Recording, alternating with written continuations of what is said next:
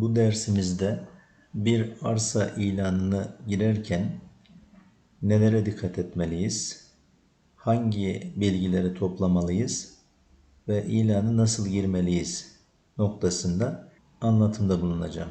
Tekirdağ ili Marmara Ereğlisi ilçesi, Marmara Ereğlisi mahallesinde 1558 nolu bir parsel bize ilana verilmek üzere ya da satış için gelmiş olsun.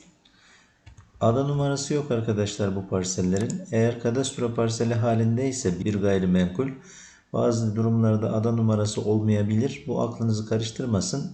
Bir manada sıfır demektir. Ada numarası olmayan yerler sıfır şeklinde ada numarası alır.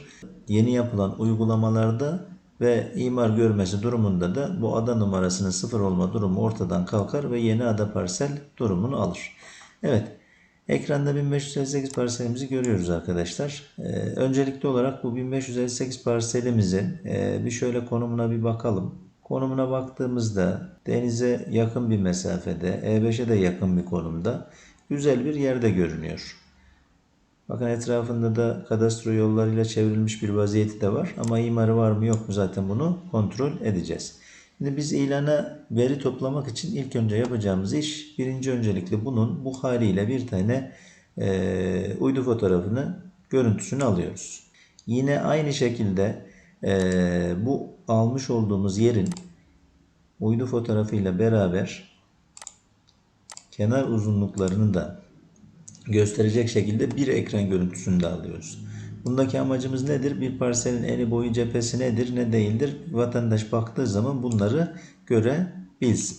Evet, şimdi aynı parselimizi Google Earth üzerine atmak suretiyle de bu arazinin yükseklik bilgilerine bakacağız. Evet, görmüş olduğunuz gibi geldi.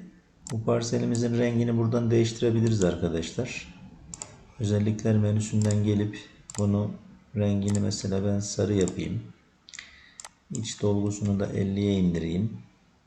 Dış cephesini de kırmızı şeklinde de yapabilirim istersem. Şimdi şurada bakın yükseklik bilgilerini görüyoruz. Buna baktığımız zaman parselin bu ucu 74 metre iken bu tarafa doğru 60 metreye kadar iniyor. Buraya doğru baktığımızda bakın burası da 62 metre civarında, 60-65 metre civarında. Şu şekilde baktığımızda bu arazinin buradan aşağıya doğru eğimli olduğunu görüyoruz. Burası 70 küsürlerdeyken buralar 60 civarlarında yükseklikleri. Dolayısıyla tatlı bir eğim var. Ne demiştik hatırlarsınız? Haritada her zaman yukarı taraf kuzey, aşağı taraf güney, sağ taraf doğu, sol tarafta batı şeklindedir. Fakat burada dikkat etmemiz gereken Google'ın kuzey-güney ölçütü değişiyor. Yani biz bunu bu şekilde çevirdiğimiz zaman, tutup çevirdiğimiz zaman kuzeyini çevirmiş oluyoruz. Ona göre bir üzerinde oynama yaparsak tarlamızın ya da arsamızın üzerinde geri kuzeyimizin nerede olduğuna bakmamız gerekiyor. Şimdi bunu bu şekilde yaptığımızda, denize doğru baktığımızda yukarıdan aşağıya doğruydu bizim arsamızın eğimi. Yani bu büyük ihtimal deniz manzarasını görecek demektir. Bunun aslında bir nevi bir kontrol yöntemi de var. Bunu da size göstereyim. Bilgi olarak bir kenarda dursun. Bu şekilde arazi üzerinde yer işaretlediğimizde ben bunun görüş alanını göster diyebilirim. Yere göre yüksekliğimi otomatik ayarla, görüş alanımı göster dediğimde bakalım bu arsamızın bulunduğumuz konumundan nerelerini görüyor. Hepsine ulaşabileceğiz. Evet. Bu yeşille görülen yerler arkadaşlar, bu arsamızın üzerinden baktığımızda göreceğimiz manzaralar. Bakın şu bölgede yeşillik yok. Bu yeşillik olmayan yerleri göremiyoruz anlamına geliyor. Yani ya önünde başka bir şeyler vardır ya yükseltiler vardır önünde. Bundan dolayı buraları görmüyordur. Mesela bu arsanın bu köşesinden baktığımızda şöyle bir alan görüyoruz. Yani baktığımızda arsamızla alakalı deniz manzarası olduğunu da bu fotoğraftan anlayabiliriz. İstersek bunun da bir görüntüsünü alabiliriz ama çok halk arasında bilinen bir durum değildir bu. O yüzden sizin kendinizde bilgi notu olarak almanızda fayda vardır. Google görüntüsünü de aldıktan sonra arsamızın bir de genel bir uzaktan silüet görüntüsü almamızda fayda vardır. Tabi bunu şu kenar özelliklerini kapatarak, kenar uzunluklarının ölçümlerini gizleyerek yaparsanız o zaman haritadaki görünüşü daha da iyi olur. Evet, bu şekilde baktığımız zaman biz burada şunu da yapabiliriz arkadaşlar. Örneğin bunun E5'e mesafesi kaç metreymiş? Bunu görebilirim. Bakın 800 metre bir mesafesi varmış. Buradan da kuş bakışı denize gittiği zaman 1700 metre civarında bir alan varmış. Aslında bu şekilde bir görüntü de alabilirim ben. Bu da bize bir fayda sağlar. E5'e mesafemiz ve denize olan uzaklığını göstermesi açısından bir bilgidir. Yani burada ne yapıyoruz arkadaşlar? Genel olarak şunu yapmaya çalışıyoruz. Vatandaşa ilana biz arsaya girdiğimizde verebileceğimiz bütün bilgiyi derleyip toplayıp verebilmekle alakalı gerekli altyapıyı oluşturuyoruz. Şimdi arsamızın da bu görüntüsünü de aldıktan sonra bir sonraki aşama bunda imar var mı yok mu ona bakacağız. Ben Tekirdağ'ın KEO'su olmadığı için ben burada hazır imar planını aldım. Hazır hale getirdim. Baktığımız zaman burasının imarlı olduğunu görüyoruz. Ekranda çok okunmuyor ama arkadaşlar 0.20 0.50 emsalli 3 kat müsaadesi olan bir imar var burada. Toplam 77.100 metrekare bir arsa burası. Büyük olduğu için imar durumunu tam olarak göremiyoruz. Burada şunu görüyorum. Bu parselimin imar adalarına basış şekli oldukça iyi durumda. Yani içinde kısmi yollar ve park terklerini yapmış olduğum zaman bu parseli kendi başına ifraz edip imar parseli haline getirebileceğimi de görüyorum. Ne demiştik? 3 tip parsel var demiştik. Birincisi kadastro parseli. İşte aslında bu görmüş olduğunuz parsel tam bir kadastro parseli. Niye? Şekil düzgünlüğünden yoksun.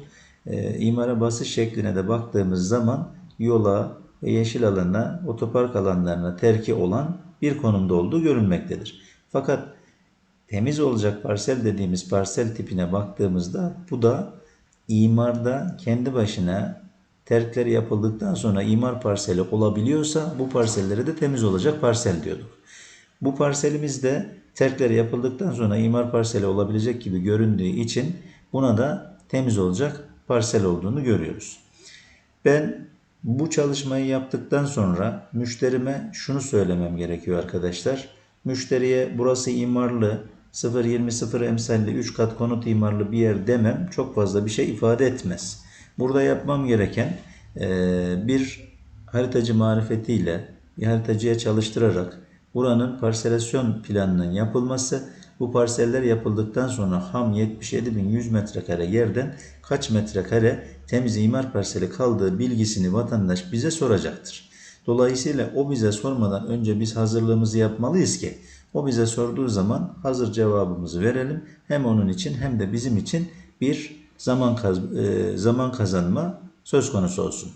Şimdi bu çalışmayı biz kabataslak da yapabiliriz. KEOS uygulamalarında biliyorsunuz alan ölçümleri vardı. Alan ölçümlerinden tutup hiçbir haritacıyı çalıştırmadan da bu kenarlardan teker teker ölçmek suretiyle ada ada ölçüp notunuzu alacaksınız. Kaç ada çıkıyorsa buna göre buradan diyeceğiz ki şu kadar metrekare bir alan çıkıyor da diyebiliriz. Tabi bunlar genel çalışmalar. Genel çalışma olduğu için 500 metrekare aşağısı 500 metre yukarısı çok fazla bir şey fark etmeyecektir. Ben burada bir çalışma yaptım. Yapmış olduğum çalışmaya göre baktığımızda toplamda 77.100 metrekare olan bir arsanın içerisinde bakın şuradaki açık yeşil tonundaki görülen yerler imar adasının içerisinde kalıyor. Bunu ada bazlı yaptım ben çalışmaları. Çünkü burada iki türlü şey olabilir arkadaşlar. Bir arsanın yatırım özelliklerinden birisi neydi? Ada bazlı site tarzı yapılaşmaya müsait olabilmesi. Bir tanesi de parsellenerek satışa uygun olması.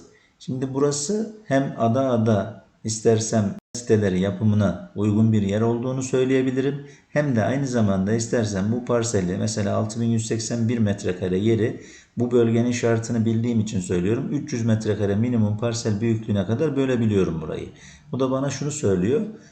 Mesela bakın bu imar adası, şu ortadan bir çizgi çekmiş olsam ve buradan 300'er metrelik parseller halinde burayı böleceğim demiş olsam yaklaşık olarak burada 20 tane parsel çıkarabilirim. Yine diğerlerinde de hakeza 300 metrelik kaçer parsel çıkacaksa o şekilde hesabımızı yapabiliriz. Şimdi ne yapmış olduk? Müşterimize 77.100 metrekare imara girmiş bir parsel satmıyoruz artık. Müşterimize artık 51.824 metre temiz imar parseli olabilecek bir yer satıyoruz. Bu ifrazın önünde herhangi bir engel yok. Neden engel yok? Çünkü mevcut imar şartlarında oturumu sağlamış durumda. İmara göre oturumu tam basıyor. Bundan dolayı da belediyeye bunu müracaat ettiğimizde belediye bu ifraz tevhidimizi onaylayacaktır ve yapacaktır. Sadece burada şu olabilir arkadaşlar. Toplamda bizim kesinti oranımız kaç metrekareymiş? Biz ona bakalım. 51.825 metre temiz toprağımız kalıyor. Ham toprağımızı 77.100'den çıkardığımızda 25.000 metre terk etmişiz. Yeni yasaya göre %45 terk oranı olduğu için burada 77.100'ün %45'i nedir diye baktığımızda 34.695 metre terk alması gerekiyormuş belediyenin benden. Fakat burada benim yola ve park alanlarına giden yerim 25.000 olduğu için bu 25.000 rakamını 34.000 küsürden çıkardığımızda 9.695 metrekare daha belediye benden toprak terki isteyebilir. Eğer bu terki ben vermezsem benden bunun parasını da talep edebilir. Veyahut da bunun yerinde emsal başka bir yerden yeşil alan getir, aynı bölgeden yeşil alan getir diye bir talepte de bulunabilir. Fakat bu dediğim son olay her yerde her belediyece uygulanan bir durum değildir. Geneldeki fiili uygulaması 9.695 metre daha borcum varsa ya toprak olarak vermem veyahut da bunun karşılığında belediyenin almış olduğu belli metrekare fiyatına göre ödeme yapmam bu toprağın karşılığında. Bu genelde piyasa fiyatındaki yapılan ödeme gibi de değildir. Biraz daha makul olabilir. Şimdi ne yaptık?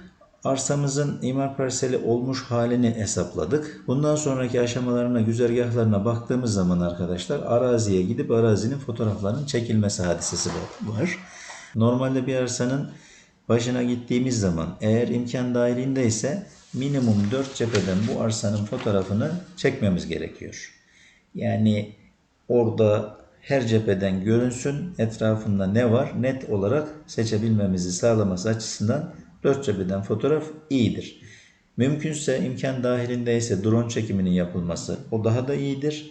Fakat bu örnekteki olduğu gibi 77.000 metrekare gibi bir cephesi 500 metre, 400 metre olan parseller olduğunda da her bir cephesinden çekmek mümkün olmayacağı için bir cepheden dönerek tamamen arsayı gösterecek şekilde bir fotoğraf çekilmesi de yeterli olabilir.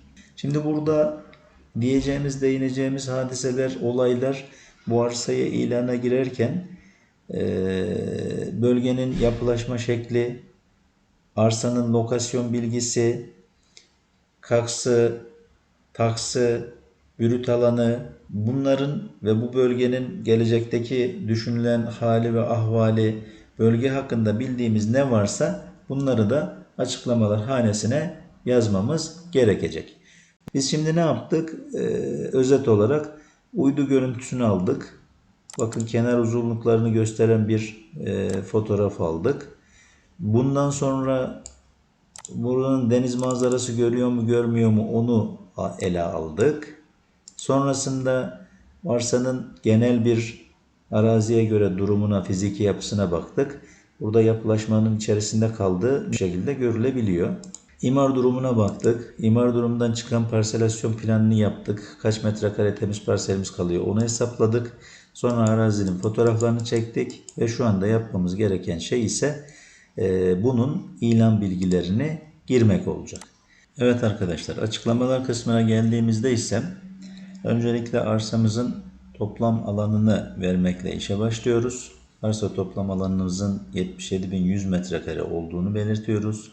Bu bölgenin 3 kat konut imarlı, emsalinin ise 0.20-0.50 olduğunu, konut bölgesinin ortasında kaldığını, kendi başına bir imar parseli haline gelebildiğini, ifrazdan sonra ise 51.824 metrekare imar alanından çıktığını, bu imar alanına göre 25.912 metrekare kaks alanının olduğu yaklaşık 33.685 metre, belki 35.000 metrekareye kadar da dayandırılabilir bir brüt alanı olduğunu, istenirse ada bazlı bir site yapmaya uygun olduğunu, istenirse ada tarzındaki olan yerlerin hepsinin parsellenerek satışa da uygun olduğunu, aynı zamanda E5'e 950 metre, denize de 1500 metre mesafede olduğunu, duruş seviyesinde deniz manzaralı olduğunu, katlara doğru yükseldikçe manzaranın daha net bir şekilde ortaya çıkacağını, etrafının tamamen yapılaşmış merkezi bir konumda olduğunu, hatta ve hatta Marmara Lisesi ilçe merkezine 7,5-8 kilometre mesafede olduğunu,